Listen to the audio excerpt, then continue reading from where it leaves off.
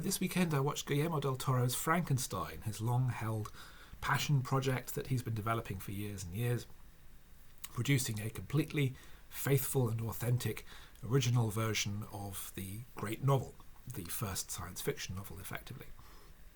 We all know the story. Baron Frankenstein has dreams of reanimating dead flesh. He makes a creature, it comes to life. It's not as intelligent as he wants, so he shuns it and tries to destroy it. The creature goes off and has adventures and becomes moderately educated and articulate. He approaches the Baron again shortly before the wedding of his beloved Elizabeth and seeks to have a bride. This goes wrong, and events end up with Elizabeth dead and with Frankenstein with nothing left to lose, chasing the creature up to the North Pole, where he finally meets the crew of a stranded ship, to whom he tells a story which forms a framing device for the film. We've seen this many times before. There have been infinite numbers of Frankenstein movies. Where this one stands out is it's trying to be the big Oscar movie. The problem with it is that it's trying to be the big Oscar movie. It's 2.5 hours long, which is excessive, to say the least. But in trying to fill everything out, so we have long scenes of Frankenstein's youth and his relationship with his parents, it loses the focus of what it is Shelley was writing about. The subtitle of the original book was The Modern Prometheus, and the concept was that it was about a mortal man taking on the power that should only be invested in gods. In the story of Prometheus, the ability to make fire. Here it's the ability to create life, to literally give a being life. Frankenstein takes that, and that's the story of the book, of a man who tries to play God, it goes wrong, and then he fails to deal with the consequences, and that results in the destruction of everything he loves, and ultimately his own death and his own hubris. Here it's a story about creation and creator, and there's a father-son dynamic, and I thought, oh great, yet another film about daddy issues. Brilliant. And it becomes very tedious because, in particular, the creature becomes a monster. Calling it Frankenstein's monster is always wrong because it's a creature. It only embraces the idea of becoming a monster when it has been shunned by others, when it is being treated as though it is a monster, and so it becomes a monster. But in this version, the creature never does anything monstrous, so it is completely blameless. Del Toro said that he loves his monsters, he loves his strange, freakish creatures, but he can never bring himself to actually have them do anything really bad. His previous film, The Shape of Water, for which he won the Oscar, although I like to call it Bride of the Creature from the Black Lagoon, because that's exactly what it is. The creature only does one terrible thing in the movie, and that's kill the bad guy. Here, the creature doesn't do much of anything at all, apart from develop as a person.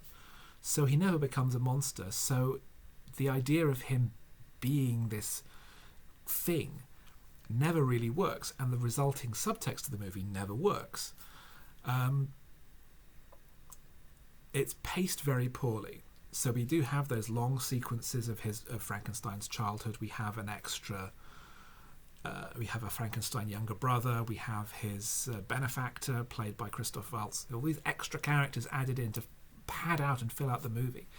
And yet, when we get to the point of the creature coming to the wedding and demanding a bride, there's only 20 minutes left. And I was looking at my watch and thinking, are they really going to speed run through the remainder of this in order to actually finish the movie? Because it's added so much material that is so irrelevant or padding or just sort of scaling it up that it's squeezing out the bits of the story that are actually relevant to what Shelley wanted to say. If you want to do a different take on Frankenstein, then you can. But this is supposed to be the proper, big, authentic, real version of Frankenstein, the definitive text.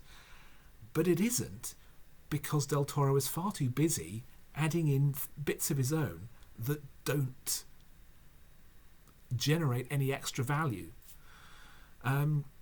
It really made me think of Peter Jackson's version of King Kong, which is big and expansive and massive and over 3 hours long. It's twice the running time of the original. And it's really dull because Jackson is so preoccupied with doing the version that it's in his head and filling out this world and filling out everything, and everything is massively extended, that the film becomes dull. And the result is that it's no one's favourite version of King Kong. This is going to be no one's favourite version of Frankenstein because there are lots of other perfectly good versions. There's Kenneth Branagh's version, for all the dismissal it's had over the years, is actually pretty good. My favourite version is the original Hammer film, The Curse of Frankenstein, which I think gets everything done in about an hour and 20 minutes. Although I think the best Frankenstein film is one of its sequels, Frankenstein Created Woman, which has an idea about the Baron attempting to transfer souls from one being to another and winds up being a feminist revenge story. But this is... to say it's bloated is unfair. It's just protracted and overextended. You could cut all the stuff that you don't need and do all the stuff you need to actually have the story make sense and follow the themes that Shelley wanted if you wanted to do an authentic version, rather than do these tired, cliched father-son dynamics which are just so boring and unoriginal and uninteresting. It looks great. The makeup is very good. The sets and the costumes and the photography all are impeccable and they look beautiful. But the script is bad. The direction is undisciplined. And the result is a film that just felt like so much of an effort. And when you've got a 2.5 hour horror movie, if you're feeling bored, it's really gone wrong.